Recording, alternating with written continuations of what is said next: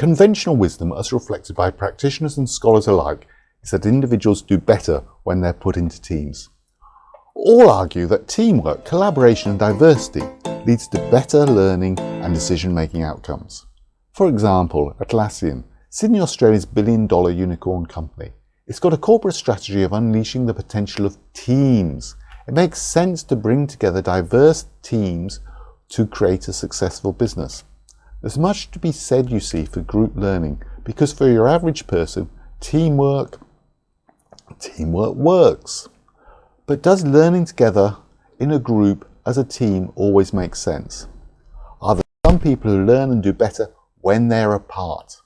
Are some people more talented on their own than in a group? Why is it that these people challenge the status quo? Greta Thunberg, for example, is one of the world's foremost environmental activists.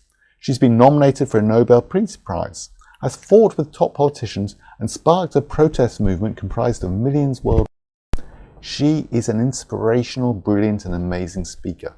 She's also an independent thinker who sees the world differently. There's no negotiation for Greta. She stands out because she's not a team player and is out to win in a zero-sum game. She is a great example of a talented maverick. And Steve Jobs. He was best known for turning Apple around when it was on its knees.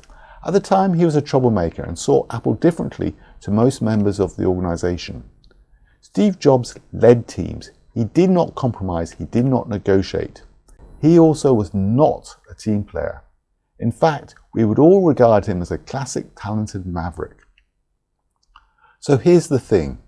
Greta Thunberg and Steve Jobs epitomize the kind of people who change things. They push the human race forward with amazing vision and single-minded focus. And whilst some may see them as the crazy ones, there's also brilliance in their conceptualization and solving of problems. They're the people who think they're crazy enough to change the world and turn out to be just some of the few who actually can. When people work together and they're not alone, learning and development amongst the team can be good, but the optimal vision is usually lost. Sometimes the more people involved in a project, the slower and stupider the project outcomes tend to be. The problem is that when teams want to design a horse, they can be pretty sure they'll design a camel. They'll take forever and incorporate so many conflicting opinions into a project that there will be so many compromises. Thus, mavericks provide hope, direction and growth, whilst teams provide mediocrity and watered-down opportunities. The world needs talented mavericks. Now, Gina Rinehart. She's one of Australia's most successful business entrepreneurs and one of the world's richest people. She's worth about 16 billion. As chair of Hancock Prospecting, she's developed and exploited many business opportunities in mining and cattle. Her business success comes from her unrelenting passion, vision and determination. She would not be where she is today if her vision was watered down by mediocrity. She has not strayed from her direction, even in the face of family disputes, vitriol and anger from many environmentalists who disagree with her work in coal mining. She is successful in her entrepreneurism by learning through being on her own, through being apart, through not being a team member. Being a talented maverick is best understood in terms of 5 relatively distinct domains.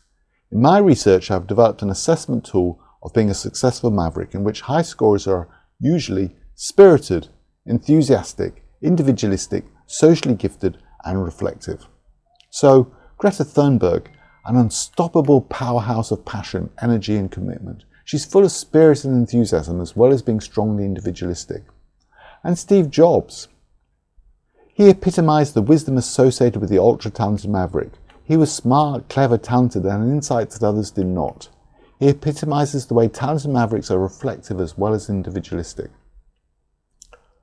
Now, Gina Rinehart, she demonstrates entrepreneurism. She's a hungry learner and has capacity to move quickly to success upon success.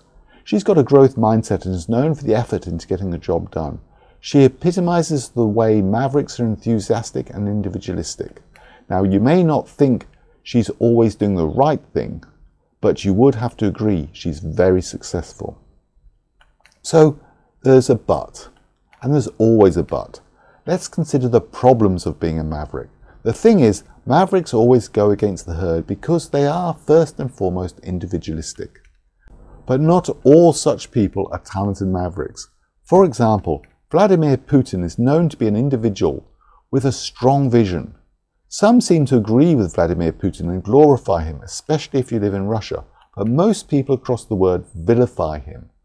Whilst it's true that we can't ignore him, many would say that the maverick who is Putin has failed to live up to his boasts and will end up failing Russia. So what's the difference between Putin and others? Basically, the difference about Putin is that he loves his glory and he loves himself. He needs to be the center of attention. He's vain and he craves attention and he takes things too far. And the thing is, immoral and unethical visions will always fail. And therefore he is very likely to fail. And they should of course fail spectacularly because they cause endless pain and suffering. And we've talked about Putin and other leaders, but what if these are members of your team? Actually, managing a team member who's a maverick but not focused on doing the right thing will often be worse than a curse. So to avoid these problems, this is why I believe talented mavericks need to be reflective. This makes them effective learners. They develop integrity and have a strong sense of ethics. Business needs strong, effective mavericks with integrity. We don't want those who are vain and only seek their own glory.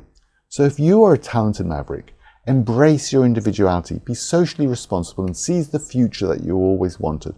Your future awaits you if you have these talents. And perhaps we should question the juggernaut advocating teams as being the golden answer to great decision making. So it may be suitable for most people, but putting people into teams can turn off your most talented people. Teamwork, you see, doesn't always make the dream work.